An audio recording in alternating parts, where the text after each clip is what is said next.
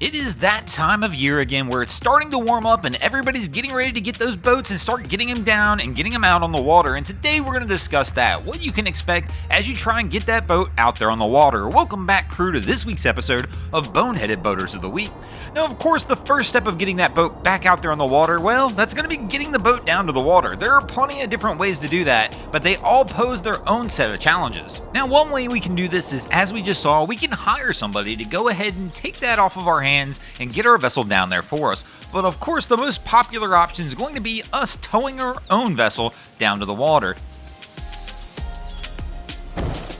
Now, of course, that comes with its own set of challenges, especially since it's the beginning of the season. It may have been quite some time since you've last towed your vessel, so always remember to take your time, especially that first time, to kind of knock the rust off and make sure you remember exactly what you need to do to get the vessel loaded properly onto the vehicle. And speaking of rust, you might not be the only thing that gained a little rust over the off season. Make sure to check your equipment and that it's still in proper functioning order. The last thing you want to do is try and take off to head down to the boat ramp. You find something's not quite right on the trailer.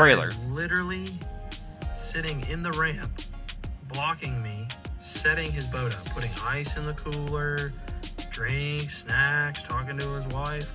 Now, of course, at the beginning of the season, you may have a little rust on your memory on some other things as well, like that boat ramp etiquette. So make sure when you head down to the boat ramp, you do the proper procedures. Don't load ice and drinks and things on your boat while you're on the ramp. You're just going to slow everything down there. And trust me, there are plenty of other ways you can slow things down at the boat ramp without loading ice into coolers. Now, I'm not telling you to rush when you're down there because that's when we make mistakes and things go wrong. So definitely take your time and make sure you go through the proper processes, but just don't do it right there on the ramp. Make sure you are ready to go when you get to the ramp. So now we've cleared the boat ramp and we are ready to get out there and enjoy our day of boating, but the rust doesn't stop there. That's right, if it's the first time back out on the water this season, make sure you check all the systems on your vessel and make sure everything's working.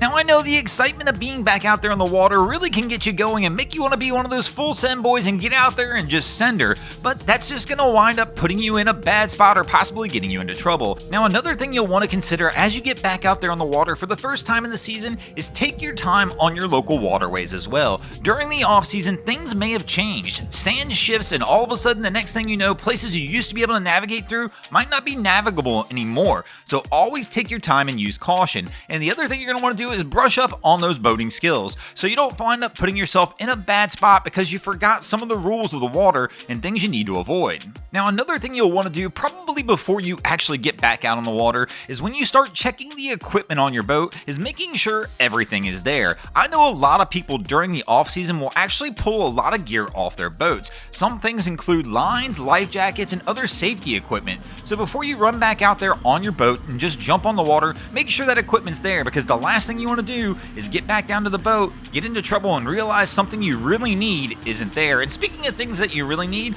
another thing you'll want to check on is making sure that your insurance and your tow insurance are both active still on your vessel. Many people buy boats in the spring, so what that means is many people, when they buy the boat in the spring, will get tow insurance and actual insurance on their vessel in the spring, thus meaning those insurances will typically expire the next spring. The last thing you want to do is get out there and need a tow and find out you don't have the insurance. Now you've enjoyed your day on the water, it's time to put everything away and get back to that boating lifestyle. Thanks for watching, crew. I hope you enjoyed this episode of Boneheaded Boaters of the Week. Speaking of getting back into that boating lifestyle, what better way to do it than heading to the boat show, as the Palm Beach Boat Show is coming up this week, and we are going to be there hosting our annual seminar on how to take your boat to the Bahamas. So if you've ever had any interest in taking a vessel to the Bahamas, check us out over at the Palm Beach Show. We'll be there Thursday, Friday, and Saturday at the seminar booth. Times will be listed on the Palm Beach Boat Show's website. Also, they gave us a discount code, PalmBeach10, all in caps, will get you 10% off your tickets to the show. Again, thanks for watching. If you ever see anything crazy happening out on your waterways, be sure to hit us up on Facebook or Instagram and let us know, and you might see your stories over here. Just like Drag Times,